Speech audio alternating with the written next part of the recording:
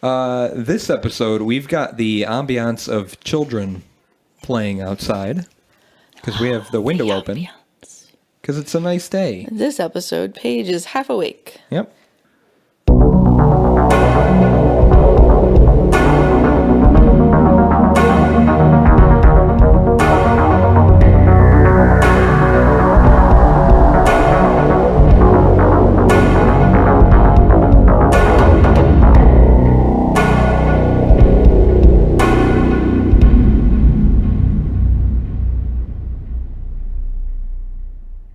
Welcome to the 37th episode of Beer and Fear. My name is Zach.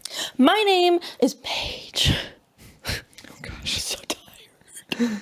in this episode, we're going to talk about starvation. That's a real dark topic. It is. It can get really dark. I've got some kind of... I'm trying to remember what my stories are about. They're Starvation, I hope. Yeah, they're not... I was going to say I've got some light-hearted stories, but they're not really light-hearted. They still talk about people starving to death, but they're not as bad as they could have been. I was very careful to pick my stories for this one. But, I don't know, it was on our list. I thought, do something different, and I like the beer that we got for this episode. But before we forget, we talk about our last 2 weeks, really, because we forgot last episode, if you wanted to. I've got some stuff written down. Work. That's what I did. Being an adult. I worked. I'm so tired.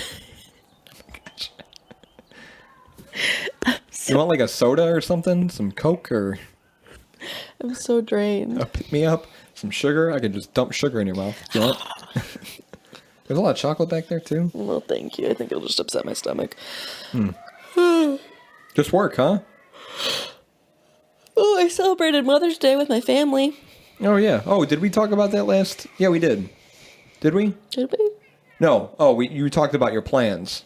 And you said your father had planned a secret thing. Yeah, and then he had to tell my mom because my mom was like, well, let's go out because it's your birthday the day before and it's Mother's Day, the day after. So we need to go out after they did the whole, I'm not going to go out. We're not going to go out this year. We won't go out this year. Yeah, of course.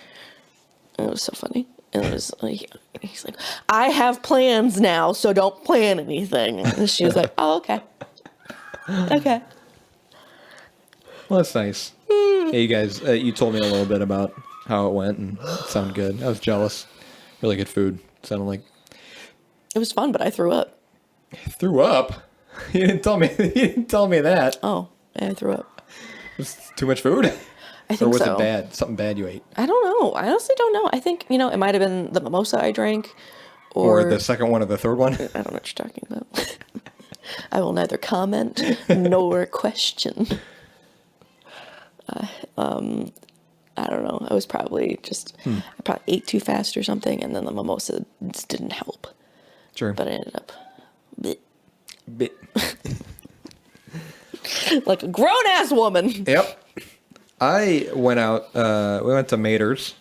Doing some free advertising for them. Yeah, Mater's is great. Anyone who doesn't know about Mater's, it's been around since like 1904, and they get people from all over the country visiting. So, really good German food. I've talked about it before.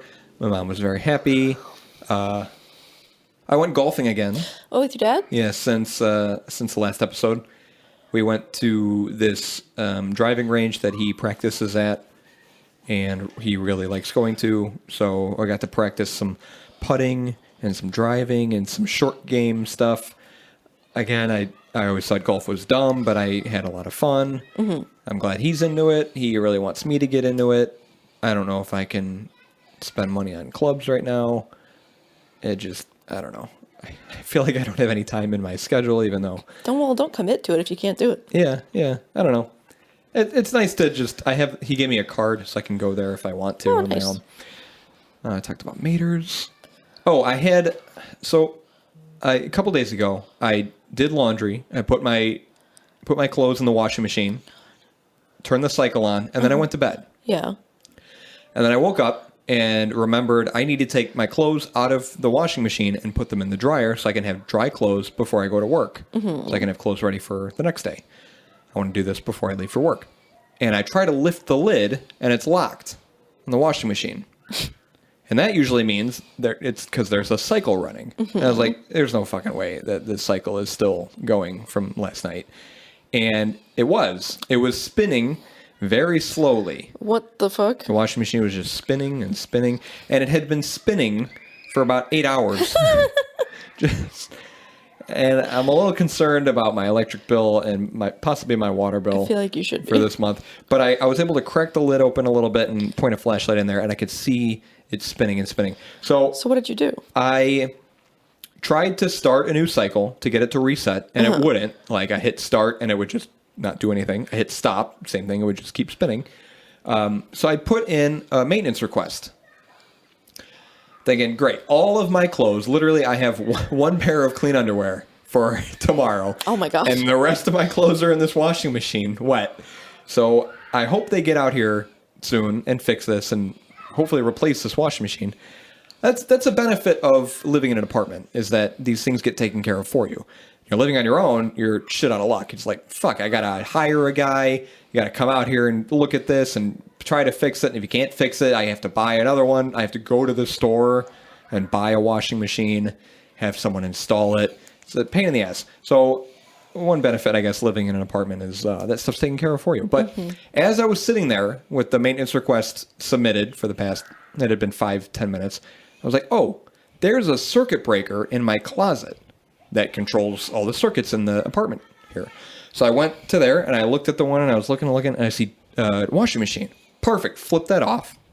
Go over there and it's off. And I flip it back on and it's no longer spinning. Perfect. So I set the rinse and drain cycle, get all the water out of there. And it's going and going and going. And then I hear 3 slow beeps about 5 minutes in. I've never heard this before. It's like, great. There's another fucking thing wrong with this washing machine. And now it keeps repeating this cycle over and over after it beeped 3 times. So it's like, I had canceled the maintenance request by this point because I was smart. I figured it out. I flipped the breaker, so I canceled it. I called the place. I was like, I don't need the maintenance guy. And I was like, I think I need the maintenance guy again because this is a piece of shit and it's still broken. I flipped the breaker again, turned it off, turned it back on, tried to do the thing again, and it was fine. And it finished okay. I was able to open the lid. I got my shit in the dryer. But that was a very stressful, good 45 minutes of my morning before work. But I'm glad I remember that breaker because that's probably what he would have done. One day my dishwasher didn't work because we had a power surge. And he came in and he opened the cupboards under the sink and pushed the little outlet, the reset button on the outlet, because that was tripped. And I didn't know the outlet for the dishwasher was under the sink. Otherwise, I was like, I would have done that if I had known that was the issue. I thought the dishwasher was broken. What a silly, silly thing. I don't have to include this in, but, well, I'll talk about it a little bit. So I had another strange dream where I think I had my first episode of not quite sleep paralysis, but like a nightmare while I was awake, and it creeped the hell out of me. So I'll describe the dream. I don't remember too much of... You have it written down? Well, I have a little sketch here. Oh, you have a little drawing. So it took place at work, like a lot of my dreams do, because that's all I do with my life. I don't remember what happened, but I was leaving work, and we had our cars parked outside, but instead of the pavement, like the blacktop, I had to drive on the sidewalk to be able to get out of here. So the sidewalk curves. This is a big, like a gigantic pile of dirt. It's a mound of dirt. Can I ask why it's squiggly? I don't know. It's dirt. That's dirt. That's what dirt looks like. Kind of looks like a bush. But it's a giant mound of dirt, and I can't see past it. It's like a big hill with dirt on it. So all I know is that I need to go around this on the sidewalk, and then I can go off. You know how like they have pedestrians where they get to the end of the sidewalk, and it has the textured, like pink stuff on it, and then you can walk down, onto the. So that's what it was like. It's like that's where that is. So I got to go around the sidewalk. I'm gonna interpret your dream. I got to go along the sidewalk around this pile of dirt, and then I can go to that, and then I get to the main road. I drive off of the sidewalk onto the street, and then that's just how it works. But when I turned this corner, to get here. Yeah. And I come off this, off the sidewalk.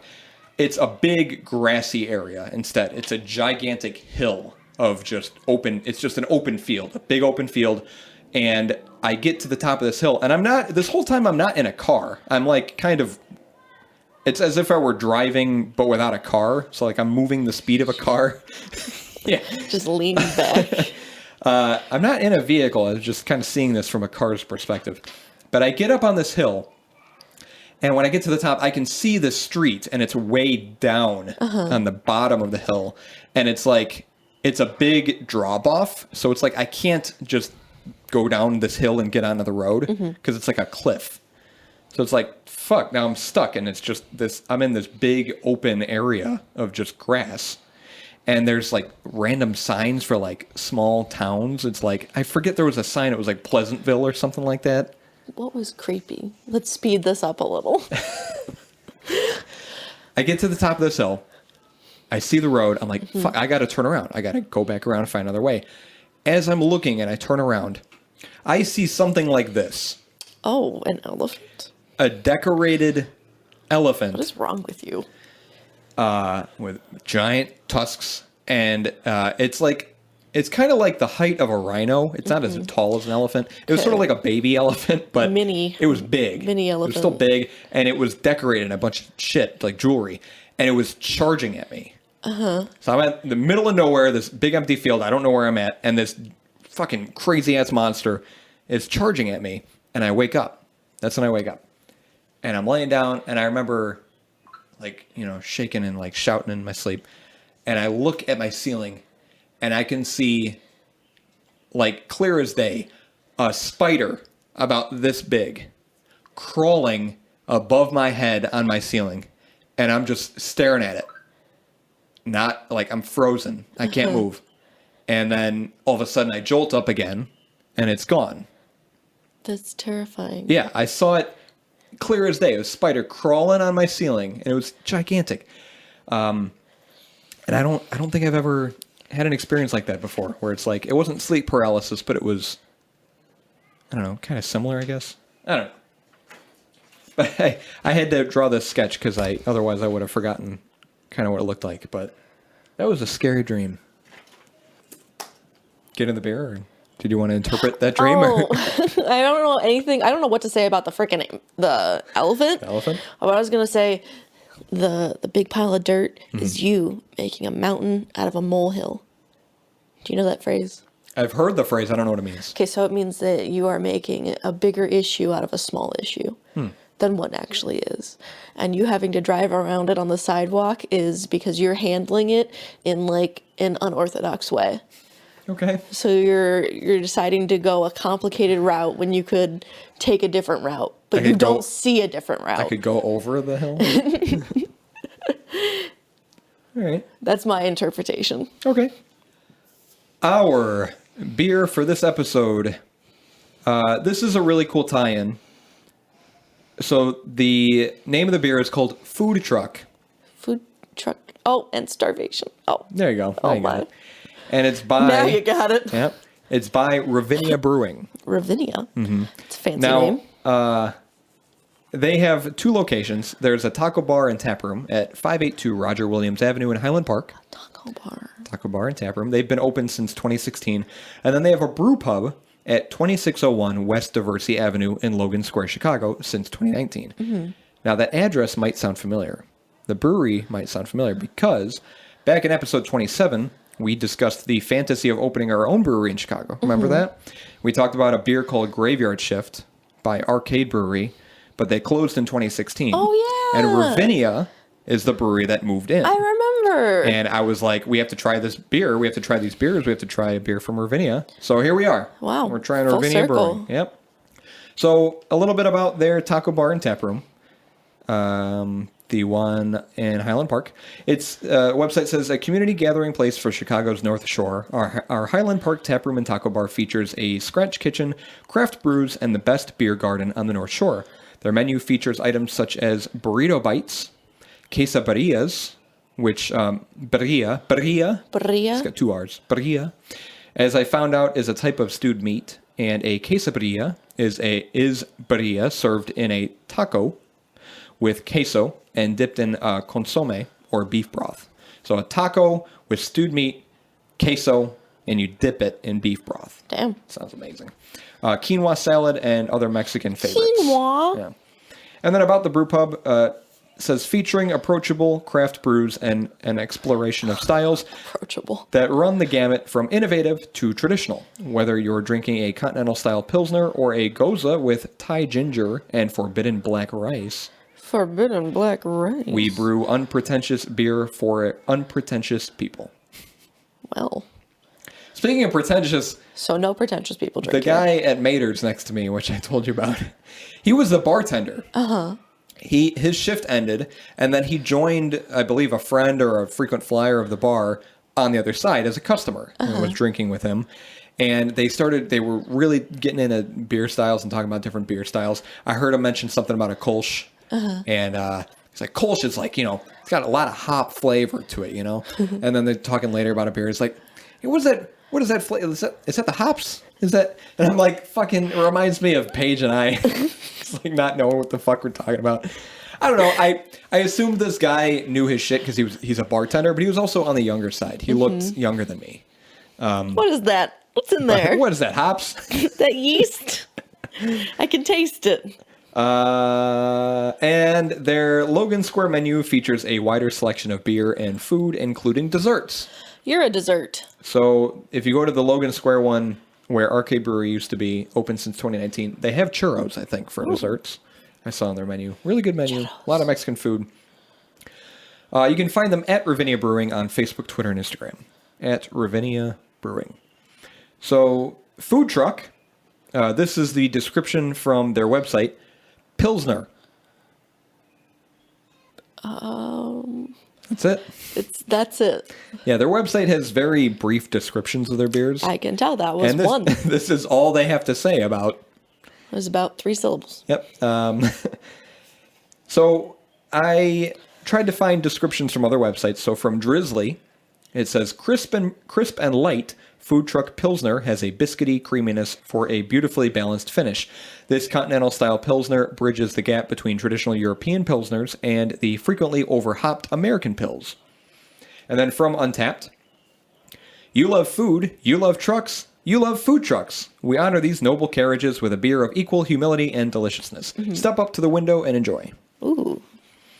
So I'll talk about a Pilsner. Pilsner or Pils is a type of pale lager and was actually the first and original pale lager. Pilsner Urquell, Urquell, Pilsner Urquell, still produced in the Bohemian city of Pilsen to this day. We've had some lagers before. Famosa and Landshark were 2 lagers. And we've talked about them before, so I won't go into too much detail about lagers, but a Pilsner, essentially a pale lager. Craftbeer.com says, quite possibly the most iconic beer style in modern history. A classic German-style Pilsner, which this is straw to pale in color with a malty sweetness that can be perceived in aroma and flavor. Perception of hop bitterness is medium to high. Noble type hop aroma and flavor are moderate and quite obvious. Distinctly different from the Bohemian-style Pilsner, this style is lighter in color and body and has lower perceived hop bitterness, whereas Bohemian-style Pilsners are darker in color and higher in final gravity with their German counterparts. Wikipedia lists 4 types of Pilsners. German style, light straw to golden color with more bitter or earthy taste. Czech style, golden, full of colors with high foaminess and lighter flavor. European style has a slightly sweet taste, can be produced from other than barley malt. And then American style. German immigrants, as a little fun fact, German immigrants brought Pilsner-style beers to America in the mid-19th century. American Pilsners today are still closer to the German style, but the grist contains up to 25% corn and or rice. The style generally has medium, low to medium sweet malt flavor and medium to high European hop notes. There is no info on when this was released, no info on their hops, and no info on their malts. Wow. You picked an enigma. But this beer's been around for a while, several years. It is 4.9% ABV, 23 IBUs, and unknown SRM. There's no score on Beer Advocate. It's got 2 reviews 8 ratings and an average rating of 3.45. I do have a review from Beer Advocate, which we can read afterwards. While you're petting Casoda and she's tearing up my couch... Don't do the couch. No, don't do it. Don't do it. I will grab the beer. That doesn't look like a food truck. On the front, not a single food truck. That looks like a spaceship underwater. A spaceship underwater? What? Yeah, or a submarine. Where are you looking? Let me see. Oh, you have a different design than I do. Yeah. Well, that's cool. What's yours? Oh, mine looks more like a food truck, but like underwater. Yeah. Not a single food truck on mine. There's like food stands on mine, but yeah, yours. I think this is the traditional image that they use for their socials. It's cool. Orange can. Ravinia is a magical place. Logan Square and Highland Park. This batch features sunshine. Sunshine and Pilsen malts.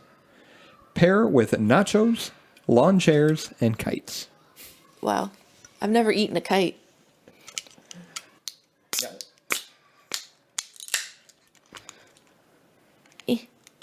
This is going to be like Famosa, like Land Shark. It's going to be on the lighter side. Kind of a step away from what we're used to. Kind of smells like strawberries. It smells like lager.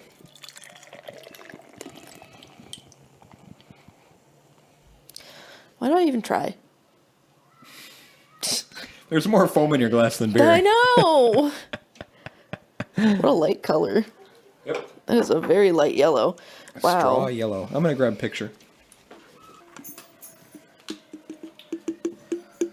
Yeah, the foam settles quick. It's kind of...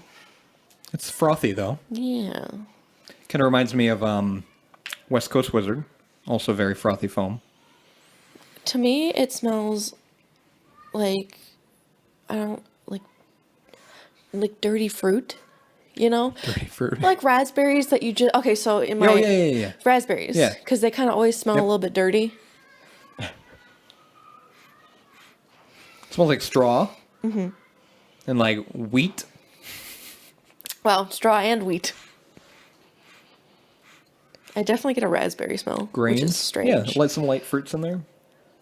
It's pleasant. It's very yellow. Mm-hmm. Very, very pale. I like a good lager. I just had this strong impulse to just... Throw it back? No, chuck it. Just chuck the beer? Just throw it. Does not taste how it smells. In the slightest. Ooh. Very thin. Yeah. It's light. I get a little banana. I get a little banana at the end. Okay, I can see that. I can see a little banana. I got a little clove. My stomach's upset, so I don't really want to drink a lot.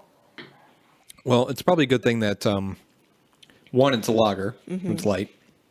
2, it's 4.9%. Yeah. So, but I feel ya. This, definitely a very summery beer. Very much so. Springtime summery beer. Very easy to drink. Wow. They just get louder. We should have closed the window. I don't know why you left it open. I'm trying to find more in the beer, but it's like, again, very light and, like you said, thin, and it's crisp. It's easy to drink. Crisp and refreshing. As far as flavors go, I really can't pick out a whole lot besides, I don't know, the weediness and the breadiness of it. And maybe, yeah, there's a slight crispness, fruit crispness. And then just banana at the end is what I taste. Interesting. Let's rate this. Let's. This review though is by that's right. Is by RevZeb, which I think we've heard from him before, right? Are you sure it's RevZeb? RevZeb. Why?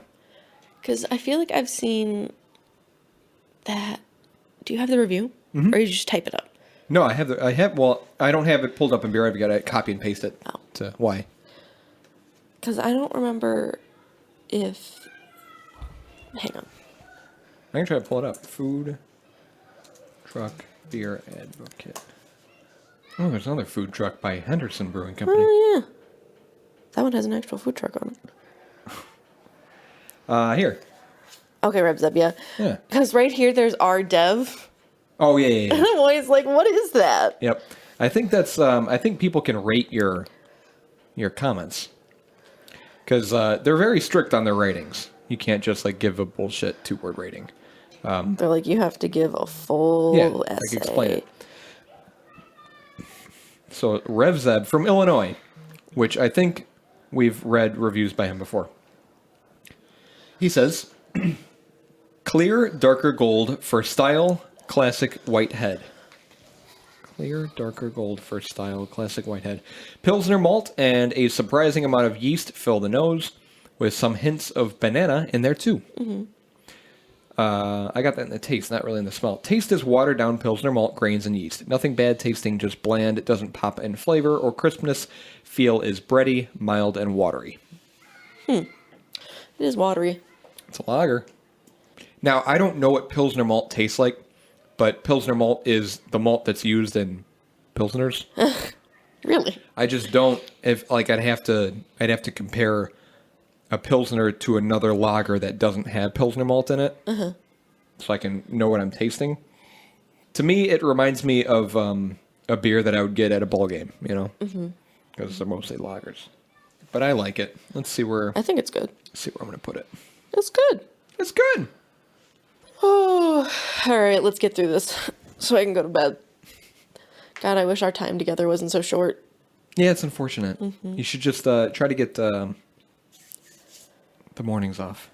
Like the next morning after we record. Or just call in. It's not going to work. Yeah, that'll go over well. Starvation is a severe deficiency in caloric energy intake below the level needed to maintain an organism's life. It is the most extreme form of malnutrition. In humans, prolonged starvation can cause permanent organ damage and eventually death. I'm gonna close that. According to the World Health Organization, hunger is the single gravest threat to the world's public health. The WHO, or WHO, also states that malnutrition is by far the biggest contributor to child mortality. World Health Organization. Yes. Present in half of all cases. Undernutrition is a contributory factor in the death of 3.1 million children under 5 every year. Jesus. Figures on actual starvation are difficult to come by, but according to the Food and Agriculture Organization, or FAO, it doesn't actually have an abbreviation. You just made that one up? Yeah, I just made that one up. The less severe condition of undernourishment currently affects about 842 million people, or about 1 in 8 people in the world population. That is 12.5%. Wow. The bloated stomach that you'll see in people who are suffering from malnutrition or starvation represents a form of malnutrition called, I don't even know how to even pronounce this. So I'm going to Google translate it because that's how much I don't understand it. So she can speak for me. Kwashiorkor. Yep. Kwashiorkor? Yep. Spell it. KWASHIORKOR.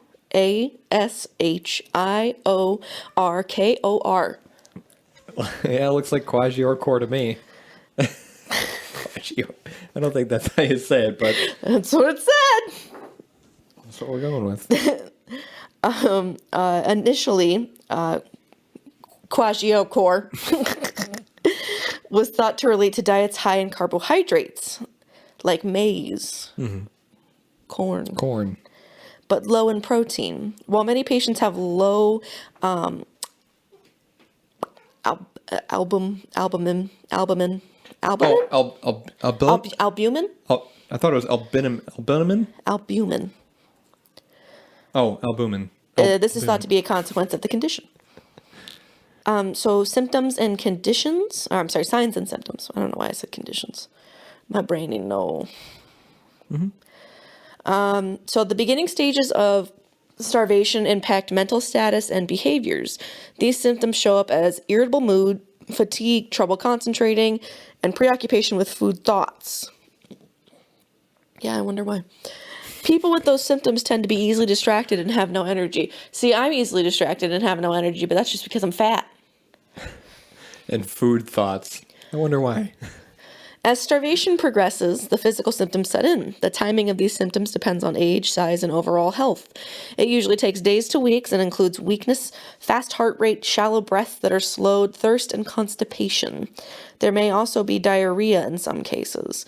The eyes begin to sink in and glass over, the muscles begin to become smaller, and muscle wasting sets in. One prominent sign in children is a swollen belly, skin loosens and turns pale in color, and there may be swelling of the feet and ankles.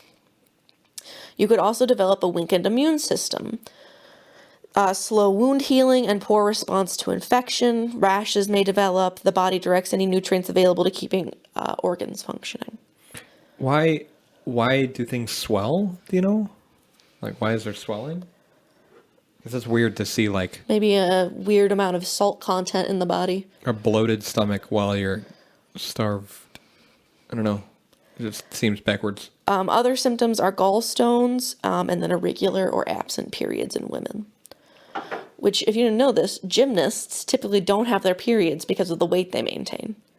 Huh. I did not know that. It's a strange fact. Yeah. The symptoms of starvation show up in 3 stages. Phase 1 and 2 can show up in anyone that skips meals, diets, and goes through fasting. Phase 3 is more severe, can be fatal, and results from long-term starvation.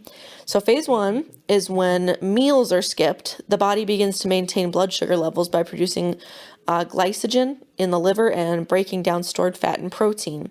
The liver can provide glycogen for the first few hours. After that, the body begins to break down fat and protein. Fatty acids are used by the body as an energy source for muscles, but lower the amount of glucose that gets to the brain.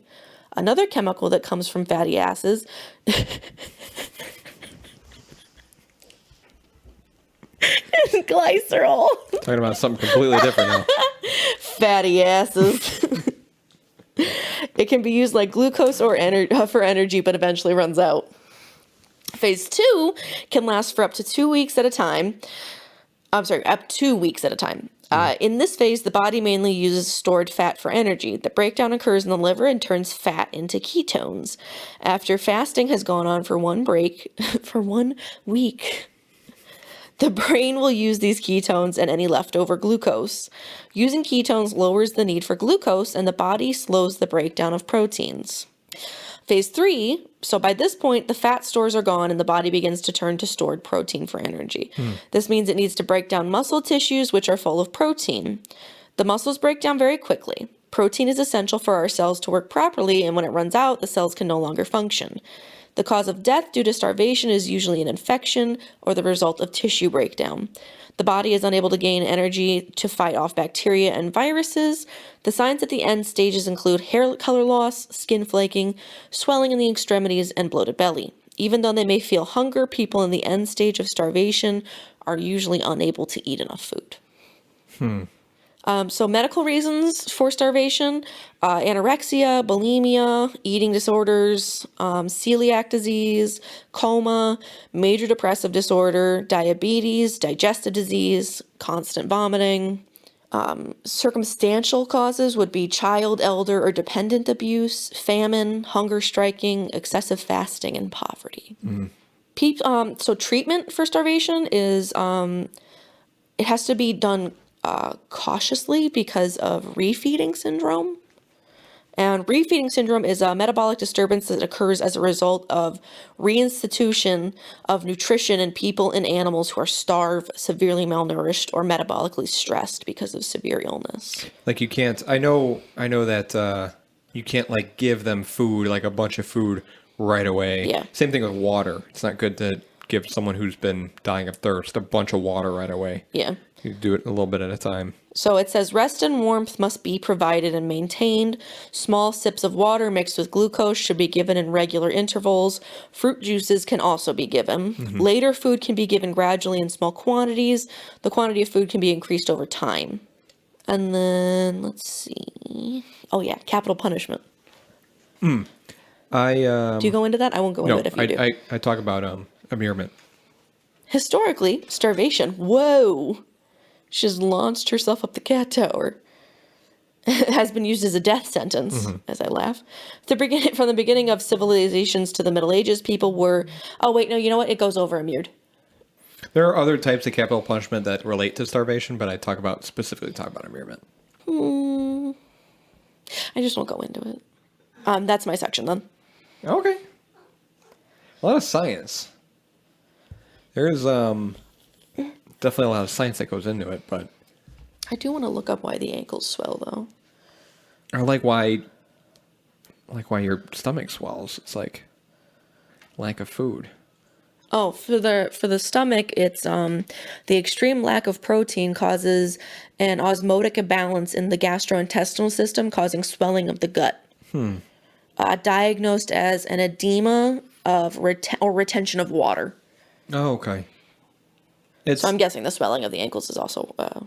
Yeah. It's tough to talk about stuff like this without talking about like people dying, because unfortunately it's out of a lot of people's control for some of this stuff. It's not like you did something shitty and this is the punishment we're talking about. Like we've discussed capital punishment before, and we plan to for some future episodes. But this is unfortunately something that affects a lot of people every day. On the Wikipedia page, I'm sure you saw.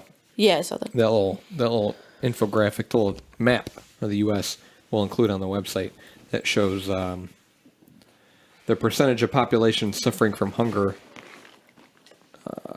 And the U.S., not surprisingly, Europe, most of Russia, most of China, Australia, Brazil, is very low.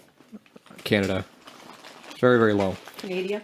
And Canada, the Great Lands of Canada. And then some of the higher percentage countries, I don't know, is that like Libya or Central Africa? Madagascar, which... Madagascar has a population. people live there. And they are... 35% of their population suffers from hunger, which is insane. And then this little tiny dark red speck over here, North Korea. That's not surprising. Not surprised there. Poor North Koreans. Well, in South Korea, right next door, is just like the U.S. Less than 2.5% of the population suffers from hunger. The U.S. is just an overabundance of food, honestly. You can get food everywhere you look. We're spoiled.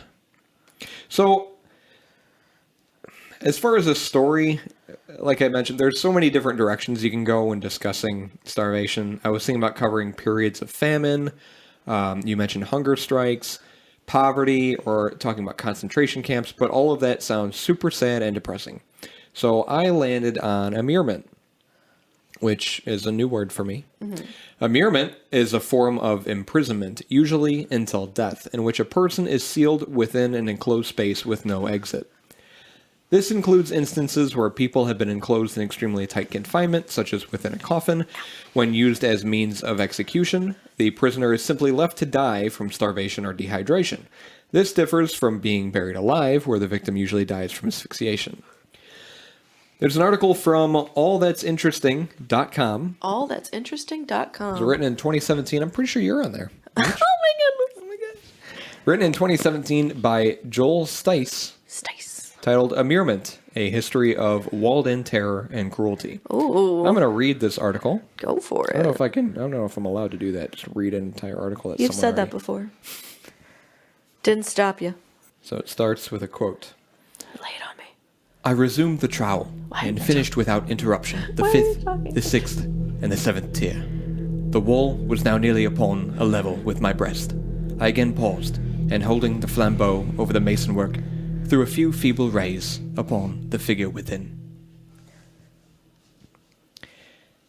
In 1846, Edgar Allan Poe's short story The Cask of Amontillado. Amontillado? Two L's there. It's Spanish, so that makes a Y sound. Amontillado. Delivered to readers a chilling tale of truly sadistic murder. I read that in high school. That's what that quote's from.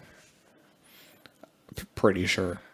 Poe's piece tells the story of a man recounting to a friend how he had his revenge on a former acquaintance by luring him into the catacombs with the promise of a highly prized cask of wine. Yes. The story's narrator then describes how he chained his enemy to the wall and proceeded to seal him into his tomb with brick and mortar, leaving him to die a miserable death within. I did not read this book. It's interesting that you did. Cask of Amontillado. The means of murder that Poe's narrator described is known as immurement, a terribly cruel form of punishment in which the victim is essentially buried alive and left to suffocate or writhe in agony until eventual starvation and dehydration led to death. What a bummer. Yeah. The cruel practice typically has been carried out by locking the unfortunate soul in some sort of coffin-like box, or in other cases, sealing them into a wall or other structure of some kind. Oh, damn. The history of immurement is without question a black spot on the timeline of humanity and dates back centuries, with examples of the practice being found on almost every continent. Immurement was typically used as a form of capital punishment in which the accused was found guilty of some crime and a slow death was the justice handed down. The second use of immurement, while just as horrid and cruel, yet perhaps even more disturbing, was in human sacrifice, usually to bring good fortune to those doing the sacrificing.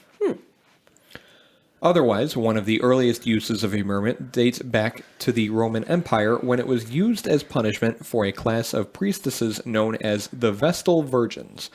The Vestals were girls from respected Roman families and considered to be free of mental and physical defects. They had taken a strict vow of celibacy and committed themselves to tending to a sacred fire honoring Vesta, the goddess of home and family. Vespa. Vesta. I know, I just like the idea of saying Vespa Isn't that because a it makes car? me think of... No, that's No, Vespa's a little scooter. Yeah, a little scooter. But it makes me think of Princess Vespa from Spaceballs. Oh, yeah. That's right. If a Vestal virgin broke her vow of celibacy, she was to be punished with death and buried in the city. Spilling the blood of a Vestal was forbidden, though, and under Roman law, no person was to be buried within the city, which meant that the Romans had to get creative. After being condemned by the College of Pontifices, a Vestal's executioners would prepare for her a very small vault in the ground, usually containing a couch and small amount of food and water. The Vestal would be led into the vault, where she would be left to die. Why give her a couch? At least she's got a couch to... And a small amount of food and water? on. That's Yeah. just cruel. Hold her over. Punishment of a similar manner was also handed down in the Middle Ages by the Roman Catholic Church to nuns or monks who had broken a vow of chastity or expressed heretical ideas. Unlike the virgin Vestals, these shamed nuns and monks were to be sealed in a tomb, not to die within mere days, but instead to live out a slightly longer life of complete isolation, known as Vade in Possum, And possum? Vade in Possums, Made in possums. where you are locked in a box With a possum. with a bunch of possums. Oh my god, dream come true. It's Pacem. Vade in Possum. Or go in Pack 'em. peace. Go in peace is what it means. Pack 'em. Fake. Go in Pac-Man. The punished would go without any sort of contact or sight to the outside world, having only food dropped through a small opening. Wow. Just like shove a like McDonald's Yeah. 6-piece Through chicken nugget, Through a little slit. but like shove the box too, and like the sauce, the sweet and sour sauce is in the box, and you're just like Poking in there, it's all leaking through. It's getting all over your guy's the sauce face. busted open. That's just a mess. While it's convenient to dismiss such torture as capital punishment as the practice of the distant past, immurement has been used far more recently than you might realize. Ooh. Accounts of immurement as recently as the early 20th century have been noted in Mongolia and what was then the Persian Empire, now Iran. One of the earliest accounts of immurement in Persia came in the 17th century from a gem merchant, Jean-Baptiste Tavernier, Baptiste. who noted stone tombs on the plains with thieves encased in the stone up to their necks. Tavernier wrote that the men were left with their heads exposed, not out of kindness, but to expose them to the injury of the weather and assaults of the birds of prey. This is a photo of a Mongolian woman condemned to die of immurement in 1913. Why is she just like got her head sticking out? They What leave a little hole for your head. I get that, but like, I don't know. how is that? Like, Was this night? Was maybe this is a representation because there wasn't color photos in 1913. right? I don't think so. I don't think so. In his book, Behind the Veil in Persia and Turkish Arabia, traveler M.E. Hume Griffith wrote of traveling in Persia between 1900... 1861. Oh, okay. I guess it was 1913. Of traveling in Persia between 1900 and 1903 and the disturbing sights and sounds of men sealed and left to die in stone pillars. How do you think M.E. Hume Griffith sounded? As he was left to die in a pillar? No, as he noticed the disturbing sights and sounds of men sealed and left to die in pillars. How do you think he sounded? Because he's the one who accounted this. I'm so, the question is weird. Are you trying to say how he recreated what they sounded like? How do you think he sounded? How Like do you his think accent? his voice sounded. I don't know. Why? What do you think? That was 1900, 1903. Do you think they all sounded like English back then? I just assume everyone in that era was British. Okay. Another sad sight to be seen in the desert And we go sometimes British. are brick pillars in which some unfortunate victim is walled up alive. Men bricked up in this way have been heard groaning and calling for water at the end of 3 days. Definitely not British. More Australian. I'm bad at accents. No, I'm saying that doesn't sound like something that would happen in Britain. So it's probably because you hear it in a British accent and you're like, that's not right. No one's that sounded like They're that said not that creative. Similar occurrences of punishment through immurement have been documented in Mongolia as recently as 1914, with people locked in wooden crates that prevented them from comfortably sitting or laying down. Only a small hole might allow them to poke their head or arms out to take in any food or water that a merciful executioner might offer, like that picture I showed you. Yes. This is a 1935 illustration depicting the immurement described in the Casket of Amontillado. What a creepy ass picture. It looks like they're not quite done because I feel like the dude can just kind of climb out of there. He's chained to the wall. Oh, he is chained to the wall. That's right. Can't climb in nowhere. As unnerving as immurement is, its use as means of human sacrifice in the construction of buildings is perhaps even more unsettling. Throughout parts of Europe, there are stories and findings of bodies entombed in buildings and bridges dating back to medieval times. Various folk songs attest to this use of immurement as human sacrifice to remedy problems in a construction project or to bestow it with strength. One such example of this is the Serbian poem The Building of Skadar, which describes a worker who had to wall up his bride in the construction of a fortress. Damn. Most disturbing, though, was the reported use of immurement in Germany, in which children were occasionally used as human sacrifices with the idea that the innocence of a child would make the foundation of a castle invincible. One particularly horrid example is that involving Berg Reichstein Castle.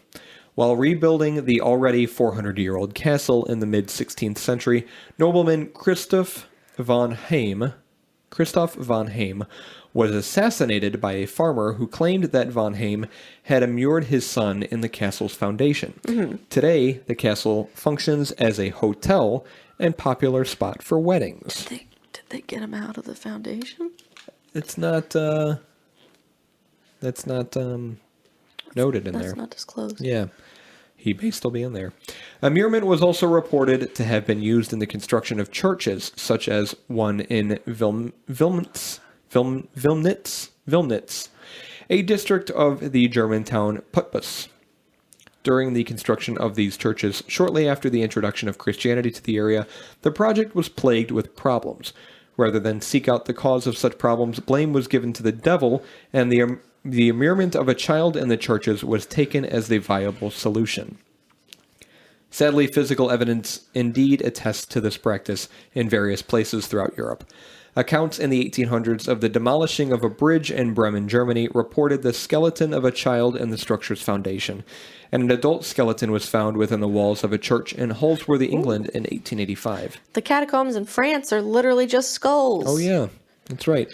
Reminds me of As Above, So Below. That movie was weird. Yeah, I liked it. I saw it in the theater. It got horrible reviews, but I Devil. enjoyed it. Whether used as a form of capital punishment or human sacrifice, immurement can only be summed up as an example of unspeakable cruelty that numerous cultures are guilty of having practiced for far too long. Wild. I had never heard of this before. I mean, I could imagine it was a thing, but I didn't know it was as widespread of a thing as it was. I realized it was so common. Yeah. It. You're Well, I now don't do that making me more anymore. tired. Yeah. Oh shit. Do you have more things? A little bit. Sorry. Go on. Please continue. What was that?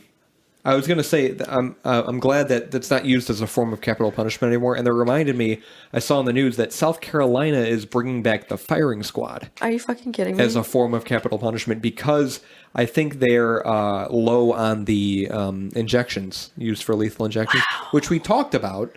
You know, states who don't have the supplies for lethal injection, they can do electrocution. Well, now North Carolina can do the firing South squad. Carolina, yep, they can South Carolina. bring back the firing squad. That's dark. That's crazy. Yeah, the last thing that I had down in here, I wanted to talk about Alexei Navalny because it kind of ties in. So I'll talk briefly about him since he's relevant to 2021. If you aren't familiar with him, he's a Russian opposition leader, lawyer, and anti-corruption activist. He came to international prominence by organizing anti-government demonstrations and running for office to advocate reforms against corruption in Russia and against President Vladimir Putin and his government. He has more than 6 million YouTube subscribers and more than 2 million Twitter followers. Through these channels, he published material about corruption in Russia, organizes political demonstrations, and promotes his campaigns. In August 2020, Navalny was hospitalized in serious condition after he was poisoned with a Novichok nerve agent. He was medically evacuated to Berlin and discharged a month later. He accused Putin of being responsible in an investigation implicated agents from the Federal Security Service, the FSB, which is Russia's FBI. You remember this, right, when it was in the news? Nope. Oh, really? Yep, this is news to me. Oh, wow. Yeah, I was at work. I mean, the news is on at work a lot, so that's where I found out that Navalny was poisoned. I think I saw it on Reddit, too. That's when I first heard about him. On January 17th, 2021, Navalny returned to Russia and was detained on accusations of violating parole conditions. These were imposed as a result of his 2014 conviction. He's been arrested multiple times in Russia because he had failed to report to Russia's Federal Prison Service twice per month during his illness. He was poisoned and sick. He violated parole by failing to report to the prison service because he was poisoned. Wow. So he was arrested.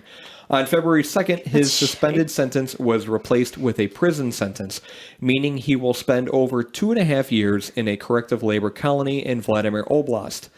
A resolution by the European Convention on Human Rights called for his release. While in prison, Navalny and human rights groups have accused Russian authorities of using torture against him, and his health was significantly deteriorated. In March, while in prison, Navalny, in a formal complaint, accused authorities of torture by depriving him of sleep, where he is considered a flight risk by authorities. Damn. They checked on him so frequently he was unable to sleep. A lawyer of Navalny said that he is suffering from health problems, including a loss of sensation in his spine and legs, and that prison authorities denied Navalny's requests for a civilian physician. On March 31st, Navalny announced a hunger strike to demand proper medical treatment. On April 19th, Navalny was moved from prison to a hospital for convicts, according to the Russian prison service, for vitamin therapy. Oh. On April 23rd, Navalny announced that he was ending his hunger strike on advice of his doctors, and as he felt his demands had been partially met. So this is huge all over the news. This anti-Russian corruption guy has been demonstrating and marching and making his voice heard for years now. The first I heard of him was when he was poisoned. He was very close to dying, and I'm pretty sure Russia, maybe Putin had something to do with it. I don't know. Makes sense to me. But luckily, since EMTs were so quick to act, he was in a plane when he was poisoned. They had to emergency land this plane, and he was... That's crazy. Yeah, healed back to health. But now he's in jail, and not many people really know how he's doing, because Russia's all hush-hush about it. Hush-hush. Pretty sure Vladimir Putin wants this guy dead. He doesn't mention him by first name. They say that Alexei Navalny is the man that Putin fears the most, because he's threatening to bring some pretty radical change, introduce some pretty radical change in Russia. So we don't really know how he's doing. I hope he's doing well. I hope he gets out soon. But hunger strike. A Good Song by Temple the Dog. Never heard it. Check it out. It's got Chris Cornell and Eddie Vedder from Pearl Jam. What did you think of the beer? It was good. It was a nice change from what we're used to. German Pilsner. It's been a nice break from IPAs. Yes. Heavier beers. We've had a lot of heavy beers. This is very light and crisp. I'm going to pick up Chipotle later. I'm pretty sure I'm going to have another one. They said it goes good with nachos. Oh, yeah. I bet it pairs really good with Mexican food. Aren't you supposed to not be eating at Chipotle because they're not paying their employees a fair wage? I didn't hear that. Yeah, we're striking. Who's striking? The Chipotle workers. Chipotle workers are striking? Pretty sure. Or they have most people quitting. Something like that. Also, McDonald's workers are going to strike on the 19th. Oh. I mean, that's every restaurant. Well, you have a good argument as to why you don't eat at Jimmy John's. Yep. And I agree with it. I agree. But Jimmy John's has really good sandwiches. Wow. So wow. I believe I can still agree with the cause and still buy a sandwich. For me, those two are separate things. Okay. You're encouraging the business to continue. Right. And that's how you're putting money in millionaires' pockets. That's how we feel about Amazon too. Because Jeff Bezos, he's not the CEO anymore. I know he stepped down, but he's still the richest person in the fucking world. I know. He has billions and billions of dollars. And I don't want to support Amazon, but it's become such a convenience, you know. But you yell at me when I shop at Walmart. Yeah, and see, I have such strong opinions about Walmart because it's a monopolistic conglomerate. Oh, they're horrible to their employees. And people shouldn't shop there, and they're awful to their employees, and go somewhere else. I know. What a hypocrite. I am a hypocrite, yeah. It's like I believe in the stuff that I want to believe in. Like I pick and choose, and you're not supposed to do that. Nope. I looked on Google. It says the second thing here, Chipotle is increasing its wages to average $15 an hour. Oh, nice. On Forbes. This third link says New York City Chipotle workers on strike, but that was back from 2020. Oh, I saw the post. Restaurant workers protest poor working conditions and low wages at McDonald's, Chipotle, and more amid the coronavirus pandemic. This is dated May 11th, 2021. So, yeah, last week or so. I actually, now that you mentioned, I've been seeing posts on Reddit about this too, where employees are putting up these signs. Yeah. On the doors of the business. Yeah, I've seen that one. Yeah, Hardee's. Anyways, I enjoyed the beer. Yeah, beer was good. I like lagers. They're nice and crisp. They're good for hot summer days, or if you're eating American food or nachos or whatever. And I don't know, it's a good change from what we're used to. So it was delicious. I want to try more beers by Ravinia. They I think all of their cans are like rainbow themed. So they've got Oh yeah. And they're all a little bit different. So they got a lot of colors going on. They got a lot of options. But it's cool. I thought it was really good. I wish my stomach hurt a little bit less because I feel like I would have enjoyed it. It's a very light beer. It's not heavy in any way. So if I was feeling better, I'm sure I would have enjoyed more of it. But other than that, beerandfearcast@gmail.com. That's our email to the people who still listen to this. It's beerandfearcast@gmail.com. Facebook, Twitter, Instagram, Reddit is where you can follow us and stay up to date with our new episodes that get released every Wednesday at noon. And on Instagram, pet pictures and the pictures of our beer. We've shot the breweries out. Yes. So that's it. Have a good day. Oh, I'm so tired. Oh, so sweet.